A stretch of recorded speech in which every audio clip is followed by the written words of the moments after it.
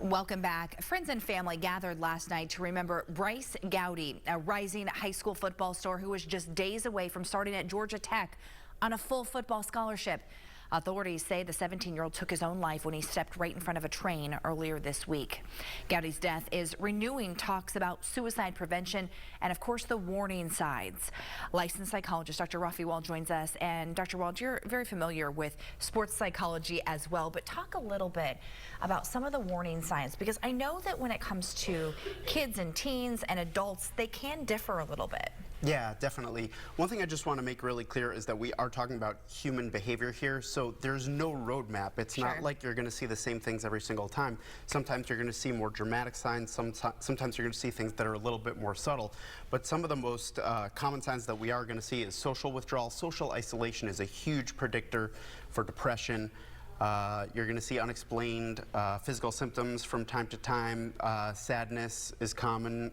Any kind of changes in behavior is something that you almost always want to investigate with your teenager, with your child. Any kind of dramatic change in behavior, especially if it's long-standing and it's not just a few hours, they're in a bad mood, something along those lines, is something you're going to want to inquire about.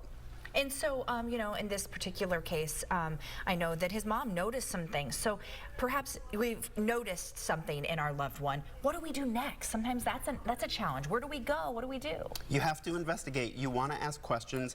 You have to know your teen. So, for example, if your teenager is generally very open with you, then, you know, you can have an open conversation with them. You can ask all kinds of questions about what's going on in their lives and hope that they will continue to be honest with you. If they're generally a little bit more closed about some of their private life and their relationships with their friends, boyfriends, girlfriends, then it may be a little bit more difficult. But parents in general should be knowing what's going on with their child and their social life, in their social media. They should have an understanding so that if something major is happening in their lives, in their social lives, in their academic lives, you want to try to have your finger on the pulse of what's going on there. So parents out there are saying, I don't know, my kid goes into their room all the time, they're quiet, they're a teenager.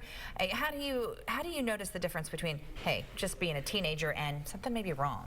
So I think what you want to look for is patterns. So if your child over the course of a long period of time is the sort of child that does just need a little bit of space, that's okay as long as they're generally talking to you the way that they normally do. What we're looking for is major changes in behavior, major withdrawal. Are they staying in their bedroom all day and not coming out? Are they staying in their bedroom for hours and hours at a time where they normally did not used to do that? Again, because we're talking about human behavior and it's not something that has a very clear roadmap, like we're not looking for strep throat, we can't just give a test and have the results come back.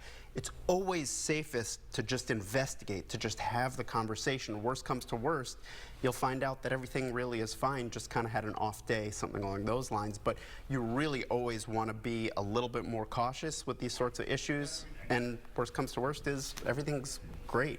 And so what do you do, though? I mean, so you realize you've investigated, okay? You've taken that next step. You've really realized, guess what? Something is not okay here. Where do they go? Do you go to the hospital? Do you call a doctor? Do you call police? What do you do? So the first thing you want to do is set up an appointment with a psychologist or a psychiatrist.